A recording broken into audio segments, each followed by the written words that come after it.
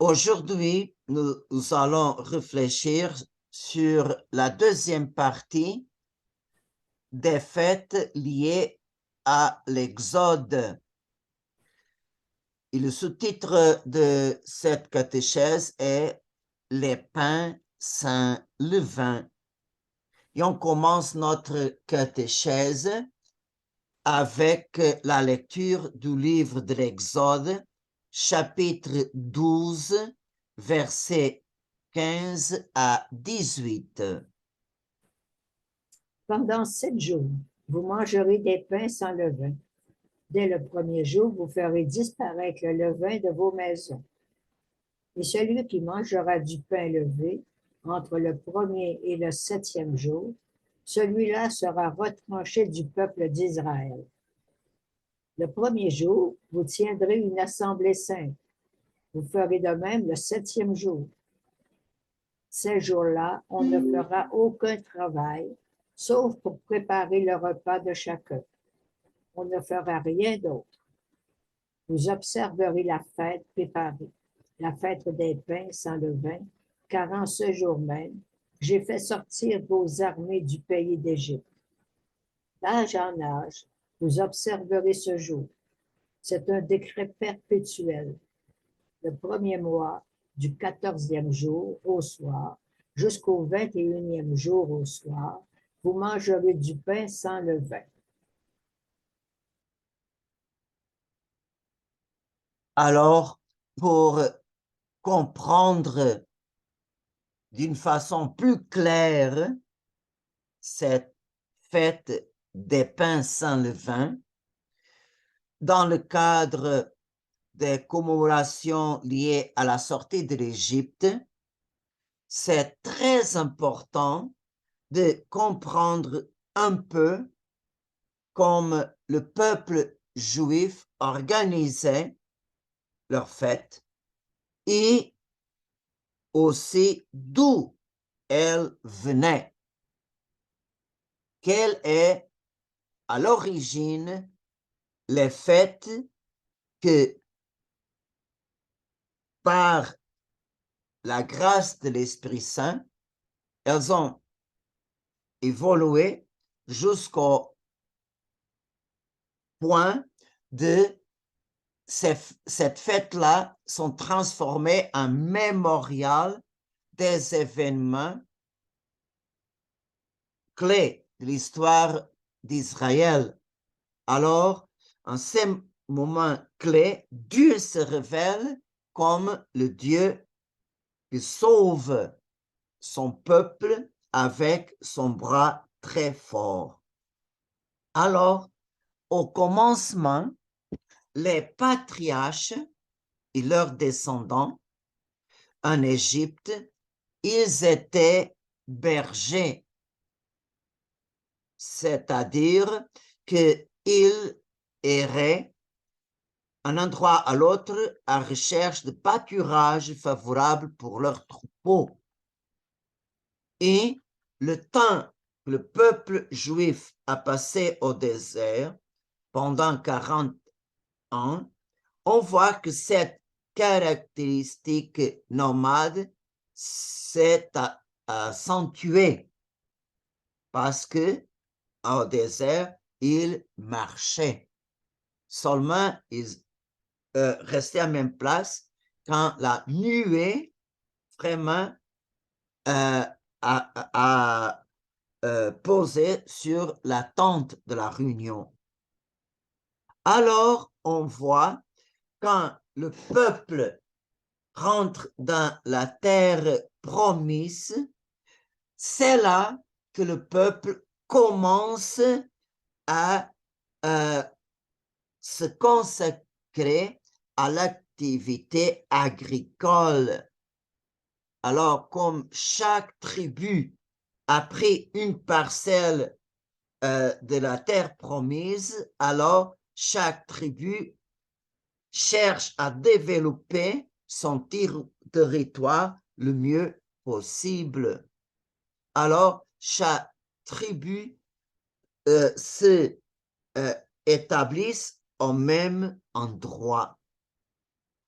Et alors, on voit que dans la conquête de la terre promise, il y a une partie des peuples cananéens qui sont éliminés, mais il y a des autres que le peuple juif a assimilé certaines coutumes.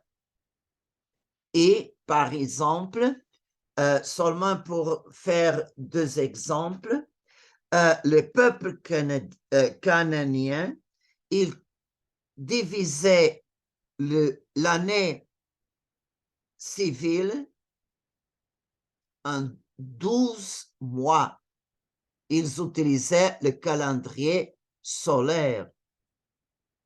Mais la originalité du peuple juif, alors, pour compter chaque mois, il utilisait le cycle de la lune. Alors, pour les juifs, chaque mois commençait par la nouvelle lune. Et on voit qu'au commencement, et ça on voit dans le livre d'Exode, le peuple juif commençait l'année avec l'automne. L'automne, c'est le période pour commencer chaque année.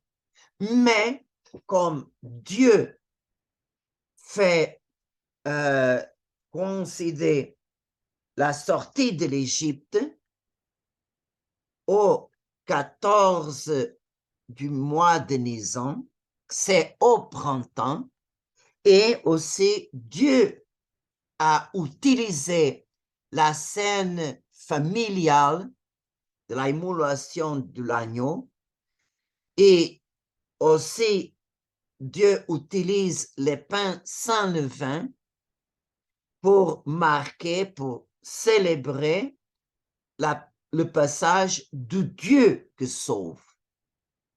Et alors, la mort des premiers-nés, alors, coïncide avec cette scène.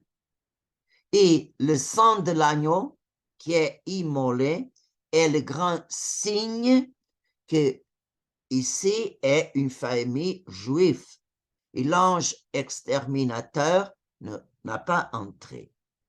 Alors, à cause de cette grande révélation du Dieu qui sauve, le Dieu d'Abraham, d'Isaac et de Jacob, vient nous sauver, alors les Juifs ont commencé à compter l'année à partir du printemps, à partir de la fête de Pâques. Et alors, le calendrier cananéen, ils avaient, d'une façon générale, 4 fêtes. Comme le peuple cananéen était agricole, alors chaque fête marque une étape des récoltes. Par exemple, la fête des pains sans levain était au printemps. C'est le début de la moisson de l'orge. Et après, nous avons la fête des prémices, que c'est la récolte de la première gerbe de blé. Après, les Cananéens avaient la fête des moissons, et à la fin, la 4e, c'était la fête de l'automne, c'est-à-dire que c'est vraiment le temps de grande abondance. C'est les réjouissances de fin de saison. Et on voit que Dieu se révèle à son peuple. Et Dieu, et on voit ça par les 5 livres de la loi, on voit que cette fête traditionnelle familiale du peuple cananien, Dieu va le transformer en célébration des grands événements de la révélation de Dieu à son peuple. Alors, la fête du printemps, qui est la fête du pain sans levain, unie à l'immolation de l'agneau, au printemps, cette scène, c'est pour célébrer la Pâque du Seigneur. Le Seigneur frappe les premiers-nés des Égyptiens, mais son peuple n'a pas souffert rien de tout. Et à partir de cette nuit, le peuple est libéré, il peut sortir du pays de l'esclavage. Alors, le premier mois de l'année est marqué avec la célébration de la Pâque du Seigneur. Après, nous avons les premiers fruits, c'est-à-dire la fête des prémices. Nous avons la première gerbe de blé. Alors, en cette période, alors il faut célébrer l'entrée du peuple dans la terre promise, et quand les Juifs, ils ont commencé à manger des fruits de la terre promise. Alors, la fête des prémices, alors se célèbre l'entrée. La fête des semaines, ou la fête des moissons, que c'est 50 jours après Pâques, coïncide 7 semaines. Alors, en cette fête de la semaine, qui en grec s'appelle Pentecôte, alors les Juifs célébraient 50 jours après Pâques l'alliance que Dieu a établie avec son peuple au Sinaï. Et c'est pour ça qu'on peut comprendre, au jour de la Pentecôte, il y avait beaucoup de Juifs venaient de tous les pays pour célébrer la fête à Jérusalem de l'alliance que Dieu a établie avec son peuple au Sinaï. Et l'Esprit Saint a profité cette fête-là pour se manifester. En automne, nous avons la fête des moissons. Alors, c'est la fête de la grande abondance des récoltes. Ici, en cette fête, le peuple a célébré les 41 qu'il marchait au désert. Alors, on voit que Dieu, en ces 4 fêtes agricoles, Dieu transforme en fête religieuse que marque les moments très importants de la manifestation de Dieu à son peuple. Après l'exil, sont ajoutées 2 autres fêtes, la fête du Purim et la fête de la dédicace du temple au temps de Judas Maccabée. Et à part de ces fêtes, à chaque année, il y avait une fête de 3 en 3 ans, et de 7 en 7 ans, c'est l'année sabbatique, et de 50 à 50 ans, l'année jubilaire, que nous avons aussi dans l'Église, l'année jubilaire de 25 à 25 ans. Et le pain dans le culte l'Ancien Testament. Alors, pour le culte consacré à Dieu, le peuple juif utilisait trois sortes ou trois types de pain. Le premier pain, c'est le pain de proposition au pain d'oblation. Alors, ces pains-là étaient déposés sur une table, oui, qui était recouverte d'une feuille d'or. Alors, sur cette table, il y avait des plats et les coupes et des récipients pour laver les mains. Alors, on voit que ces pains-là, pour Israël, est un geste d'offrande au Seigneur.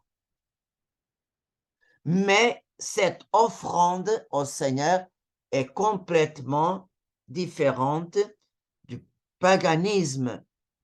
Par exemple, les Égyptiens, comme des autres peuples, prenaient de la nourriture et ils mettaient ces nourritures au pied des idoles pour que les idoles puissent manger. Au peuple juif, ils ont offert, et tout ce pain-là, toujours, il y a comme changement le pain, toujours des pains fraîches sur les plats, sur la table d'or.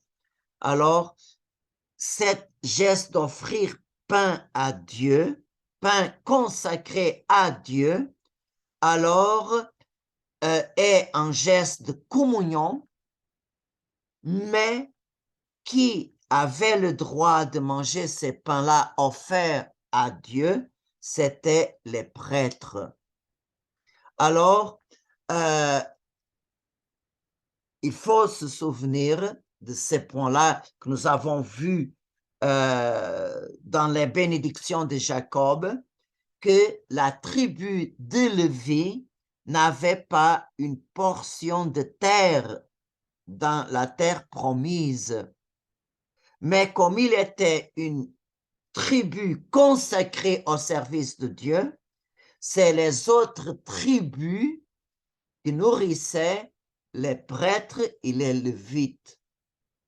Alors, le pain de la proposition consacrée à Dieu se destine à nourrir les prêtres. Et c'est curieux que pendant la vie du roi David, quand il fuyait de Saoul et ses compagnons, ils ont entré au sanctuaire de Dieu, autant de prêtres à Abimelech, et ils ont affamé. Et David a demandé au prêtre Abimelech s'il n'avait pas rien à manger, seulement les pains de proposition. Et le prêtre a posé la question si lui et ses hommes étaient purs, c'est-à-dire s'ils n'avaient pas contact avec des femmes. Alors le prêtre cherchait une pureté légale, non une pureté morale. Et alors, comme aucun de ces hommes avait aucune relation intime avec des femmes, alors, selon la loi, ils étaient purs. Et c'est pour ça que le prêtre Ahimelech a donné les pains de proposition à manger. c'est curieux que Jésus, quand il parle aux pharisiens, qui utilisaient une grande rigueur, ils suivaient la loi à lettres, pas au esprit de la loi.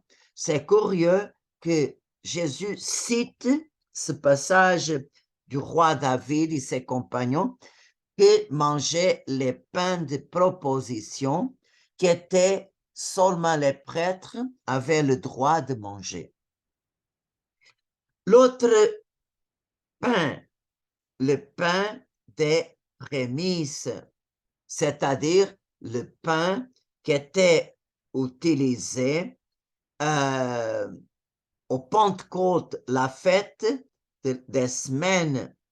Alors, nous avons maintenant un pain de blé. Alors, on voit que avec du blé, la première récolte, la première gerbe du blé, il faisait ces pains différents du pain de proposition. Alors, pour offrir au Seigneur comme remerciement, comme un remerciement pour Dieu bénir les fruits de la terre. Alors, nous avons une nouvelle offrande à Dieu. Et alors, dans le livre de Lévitique, alors, nous avons même que le Seigneur demande par Moïse du peuple apporter à Dieu pain. Alors, pain avec la farine et on voit c'est le pain des prémices. Et alors, ces gestes de présenter à Dieu une nouvelle offrande de pain, c'est vraiment un sacrifice d'action de grâce. Ce n'est pas un sacrifice avec des animaux, mais fruit de la terre. Dieu est parmi nous et la preuve qu'il est parmi nous, il a béni la terre et la terre a produit la nourriture pour soutenir notre vie. Alors ça, c'est le pain du blé de la fête 50 jours après Pâques. Et le troisième pain, c'est le pain sans levain qui est associé à la fête de Pâques, est associé à l'émulation de l'agneau. Et c'est curieux que cette fête familiale du pain sans levain était présente dans la scène pascale en Égypte parce que le temps d'émouler l'agneau, il est rôti au feu. Il n'y avait pas le temps de préparer mieux. Et le pain était amassé et vraiment, il n'y avait pas le temps de utiliser le levain. Alors, le pain a resté comme il est, un pain azime, parce qu'il n'y avait pas le temps pour le faire lever. Et alors, comme ces pains-là étaient présents la nuit où l'ange exterminateur a passé, alors ce pain sans levain est un pain consacré à la fête de Pâques au printemps, le premier mois, le mois de Nissan. Alors, on voit que ce pain-là est un pain très spécial parce que selon la loi de Moïse, ne pouvait pas offrir au Seigneur, par exemple, le sang des animaux avec un pain qui est avec le vin. Parce que pour les Juifs, un pain levé, c'est un pain que le céréale est déjà transformé. Le pain sans levain est un pain avec le céréale, un état pur, comme il vient de la nature. Le grain vraiment est trituré et avec ces farines, alors avec de l'eau et du sel, et après, ce pain-là est cuit au feu. Mais reste le céréal comme la nature nous a donné. C'est un pain pur. Et alors, on voit que cet pain pur, sans aucune altération, devra être mangé avec l'agneau pour célébrer la Pâque du Seigneur. Alors, en cette fête-là, il y avait l'autre rituel que les Juifs fait, le peuple juif fait aujourd'hui, que le vieux levain qu'ils utilisaient tout au long de l'année, avant que commence les jours de la fête de Pâques, tout ce qui est vieux est jeté dehors. Alors, en ces temps-là, il y a la grande ménage de toute la maison et de tous les ustensiles, de tous les ustensiles de la cuisine du petit déjeuner, et avec ses ustensiles, et la cuisine pour le dîner et le souper. Alors, tout est nettoyé. Et vraiment, tout ce qui est vieux, dehors. Et alors, pendant 7 jours, le peuple n'utilise aucun levain. Et à partir du 7e jour que célèbre la fête du pain sans levain, là, on commence à utiliser le levain nouveau. Alors, la signification, c'est que tout ce qui est vieux, dehors, pour commencer une vie nouvelle avec de nouveaux levains. Alors, ici, alors, le ménage, laver, nettoyer, etc., ça, c'est pour avoir une purification légale. Il n'y a pas aucune saleté à la maison. On va commencer de nouveau une nouvelle étape à partir de Pâques.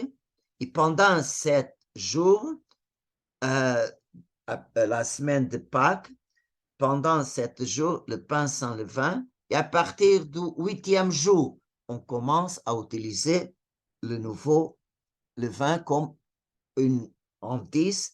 On commence une nouvelle étape dans notre vie. Et alors, ça, c'est vraiment le pain que les Juifs utilisent en son culte à Dieu. Et maintenant, on peut poser la question dans les écrits de l'Ancien Testament, quelle est la signification de cet élément, le levain? Alors, pardon, dans le Nouveau Testament, le Nouveau Testament, le levain a 2 significations. Premièrement, le levain a un symbolisme, un sens positif. Jésus utilise dans la parabole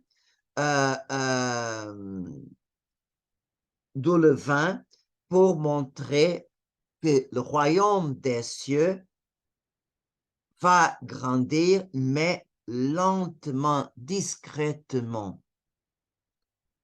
Le royaume des cieux est semblable à du levain qu'une femme prit et mit dans 3 mesures de farine jusqu'à ce que tout soit levé. Alors, on voit que le levain est quelque chose de très petit et d'une façon silencieuse, le levain va transformer la pâte complètement. Et le royaume des cieux commence très petit. Le Seigneur, en sa personne, il rend le royaume de Dieu présent et il transmet les grâces du royaume de Dieu à ses 12 apôtres qui vont continuer sa mission. Jésus avait une mission, c'était de enlever le péché du monde. En même temps que Jésus évangélise, annonce la parole, Jésus sanctifie. Cette même mission, le Seigneur confie à ses 12 apôtres. Et par ces 12 apôtres, l'évangile va jusqu'au bout du monde. De la même façon que le levain doucement va fermenter la pâte, aussi le royaume de Dieu va transformer le monde, l'humanité, il va transférer les hommes de les ténèbres à la lumière, de l'état du péché à l'état de la sainteté. Alors, on voit qu'en nous-mêmes, chaque pas qu'on donne à notre conversion augmente en nous le royaume de Dieu. Alors, le premier sens de levain est exactement une image, un symbole du royaume de Dieu. Mais le levain a l'autre sens, le sens négatif, signifie les mauvais enseignements et les mauvais exemples. Alors, Jésus commence à utiliser le levain en sens négatif quand il parle à ses disciples. Nous avons le passage dans l'évangile de Saint Luc, chapitre 12, versets 1 et 2.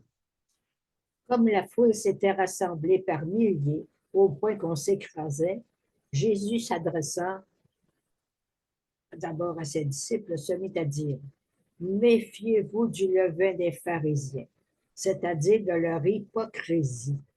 Tout ce qui est couvert d'une voile sera dévoilé, tout ce qui est caché sera connu. » Alors, regardez les enseignements que les pharisiens donnent au peuple, alors c'est un mauvais levain. Pourquoi? Parce que au extérieur, il dit très bien, mais son intérieur, il n'écoute pas. Alors, il y a une division entre tout ce qu'il dit et enseigne et tout ce qu'ils font. C'est pour ça que Jésus parle d'hypocrisie des pharisiens. Et tout ce qu'ils font à cachette, tout sera dévoilé. Tout ce qu'ils cachent sera connu. Et aussi, l'évangile de Saint Matthieu explique d'une façon plus claire cette image que Jésus utilise pour montrer les mauvais exemples qu'il donne, qui toujours font mal à qui les voit. Est écrit ça en l'évangile de Saint Matthieu, chapitre 16, versets 5 à 12. En se rendant sur l'autre rive, les disciples avaient oublié d'emporter des pains. Jésus leur dit, « Attention, méfiez-vous du levain des pharisiens et des sadducéens. » Ils discutaient entre eux en disant, « C'est parce que nous n'avons pas pris de pain. » Mais Jésus s'en rendit compte et leur dit, « Hommes de peu de foi, pourquoi discutez-vous entre vous sur ce manque de pain? Vous ne comprenez pas encore? Ne vous rappelez-vous pas les 5 pains pour 5000 personnes et combien de paniers vous avez emportés? Les 7 pains pour 4000 personnes et combien de corbeilles vous avez emportés? Comment ne comprenez-vous pas que je ne parlais pas de pain? Méfiez-vous donc du levain des pharisiens et des sadducéens. » Alors ils comprirent qu'il ne leur avait pas dit de se méfier du levain, pour le pain, mais de l'enseignement des pharisiens et des sadducéens. Alors, regardez, pour les apôtres, le langage de Jésus n'était pas facile de comprendre, mais Jésus avait une grande patience avec eux. Et regardez comme, bon, c'est normal, j'imagine que Jésus, par exemple, bon, on va passer l'autre rive et tout le monde embarque et en cette obéissance instantanée, bien sûr, des fois les apôtres n'étaient préparés pour prendre une nouvelle voyage. Et en cette chose, bon, ils ont oublié le pain. Et quand Jésus a commencé à parler sur le vin des pharisiens et des sadducéens, il pensait, oh, il est en train de nous donner une réprimande parce que nous avons oublié le pain. Mais Jésus vraiment n'interprétait pas ça en ce sens parce que j'ai fait 2 multiplications du pain et comment est-ce que je vais vous laisser tomber à cause de que vous avez oublié le pain? Et à la fin, Jésus vraiment a expliqué que le mauvais levain, c'est les mauvais enseignements que donnent les pharisiens et les sadducéens. Et alors, on peut dire de la même, c'est la même chose, mais l'autre mot. De la même façon que le vin peut soulever la pâte, elle peut aussi la corrompre. C'est-à-dire, comprenez ici le sens du terme corrompre. C'est-à-dire que le pain levé, il ne reste plus le céréale, le blé, par exemple, pur comme la nature nous donne, mais le pain fermenté, c'est un état que la pâte ne reste plus comme était à l'origine, mais elle se transforme à une pâte soulevée. Alors, la même façon que le vin transforme la pâte, aussi, en mauvais sens, la mauvaise doctrine des pharisiens et sadduciens, ils vraiment corrompent le comportement du peuple juif. L'autre façon de dire, alors les sadduciens et les pharisiens amenaient le peuple à cumplir la loi selon la lettre. Ils ont abandonné l'esprit de la loi. Et l'autre sens du levain nous donne Saint Paul, un sens vraiment très beau. Dit Saint Paul que nous, les chrétiens, nous sommes les nouveaux pains sans levain. Il explique ça dans la première lettre aux Corinthiens, chapitre 5, versets 6 à 8. Vraiment, vous n'avez pas de quoi être fiers. Ne savez-vous pas qu'un peu de levain suffit pour que fermente toute la pâte?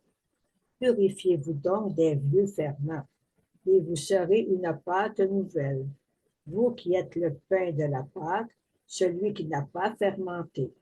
Car notre agneau pascal a été immolé, c'est le Christ.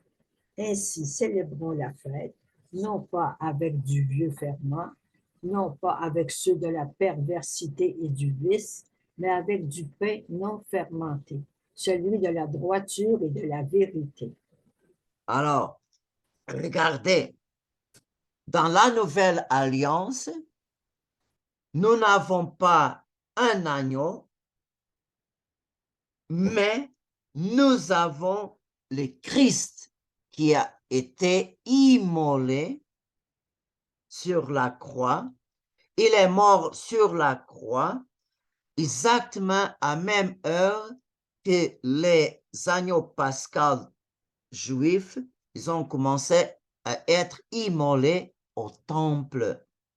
Alors, le Seigneur est notre agneau de Dieu qui enlève les péchés du monde. Alors, nous, que on célèbre le mystère pascal, le passage de Christ de la mort à la vie, alors nous célébrons sa victoire, mais avec un cœur nouveau, égal au pain sans levain, au pain pur, comme la nature nous a donné, sans aucune mélange, sans un cœur pur, sans le péché. Et alors, le pain sans levain est une image de un cœur qui n'a pas de péché, n'a pas de vieux ferment, l'homme vieux, le vieux homme, esclave du péché. Alors, à chaque fois qu'on reçoit Jésus dans le Saint-Sacrement, à chaque fois qu'on reçoit l'agneau pascal dans notre cœur, dans la messe qui est toujours le mémorial de la dernière scène, qui est toujours le mémorial de la mort et de la résurrection. Alors, à chaque fois qu'on reçoit Jésus dans la communion, qu'on reçoit Jésus dans les sacrements, nous sommes vraiment transformés de la nuit, nous sommes transportés de la nuit au jour. Nous sommes transportés de l'état du péché à l'état de grâce. Alors, le vieux levain, c'est un symbole de la malice, du péché. Et c'est pour ça que le vieux levain devra être jeté dehors. Le péché, nos péchés habituels, dehors. Par le sacrement du pardon, on se purifie. Nous avons le bain dans le sang du Christ. Alors, on efface le péché par l'absolution, alors on jette dehors le mauvais levain pour commencer une nouvelle étape après la confession, comme un pain sans levain que peut alors recevoir l'agneau pascal de la nouvelle alliance. Et alors, regardez comme le Seigneur nous enseigne clairement que ce n'est pas rien de l'extérieur que peut nous détruire cet état pur de pain, d'être pain sans levain. Et Jésus montre ça dans l'évangile de Saint Matthieu, chapitre 15, versets 17 à 19.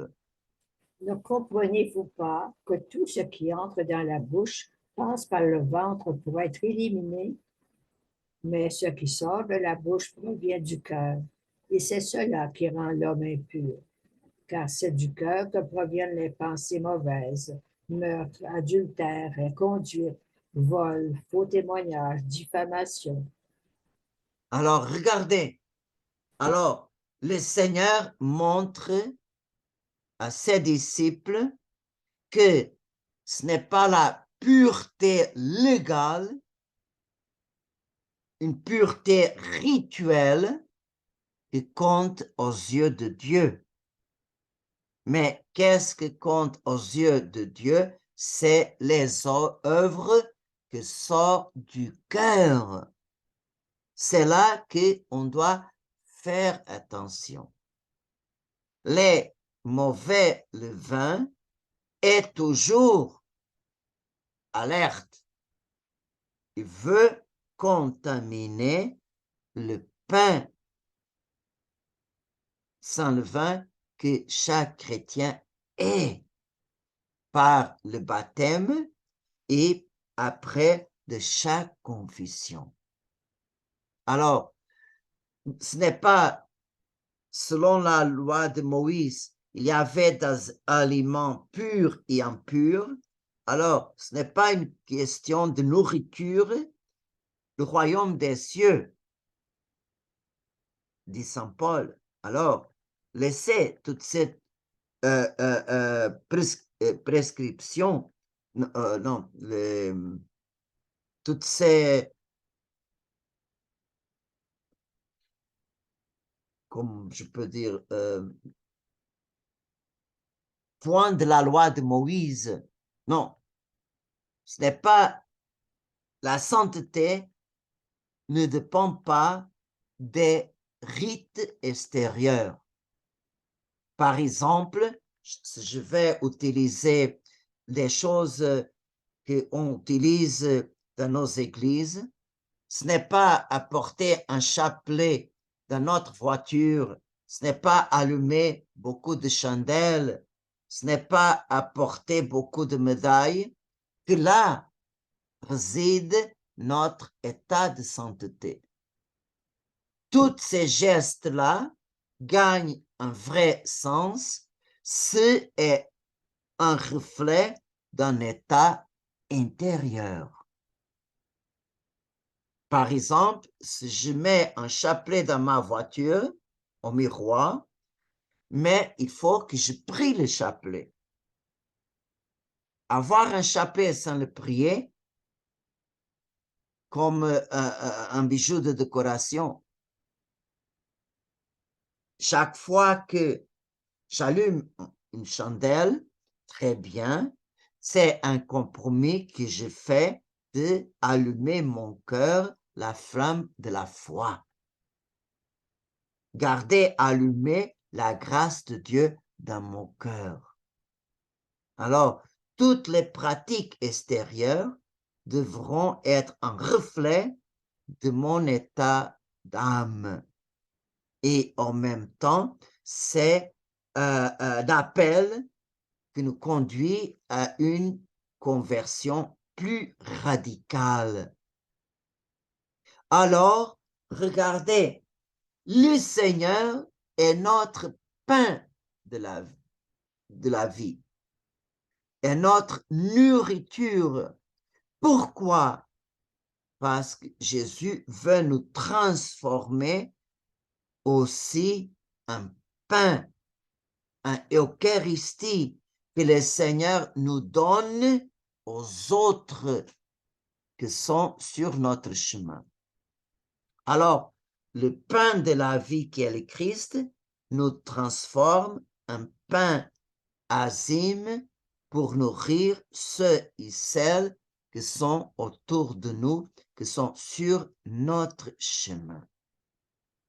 Et alors, regardez comme c'est nécessaire qu'on fréquente les sacrements, d'une façon spéciale le sacrement de la réconciliation et de l'Eucharistie, pour nous transformer en pain que le Seigneur nous offre aux autres qui vivent avec nous. Nous sommes pain que Dieu donne aux autres, mais en même temps, le Seigneur nourrit notre âme pour nous donner à notre âme toujours cette force d'être pain pour les autres. Alors, Dieu vraiment, il est merveilleux, il est sublime, il est extraordinaire. Alors, avec ces processus lents de conversion, de changement, d'être meilleur, sûrement qu'à la fin de notre vie, on va recevoir, on va mériter la couronne de victoire que le Seigneur promet à ses fidèles dans le livre de l'Apocalypse, chapitre 2, verset 17. Au vainqueur, je donnerai de la manne cachée. Je lui donnerai un caillou blanc et inscrit sur ce caillou un nom nouveau que nul ne sait, sauf celui qui le reçoit. Que le Seigneur nous aide avec sa grâce de mériter cette belle couronne de gloire pour toute l'éternité.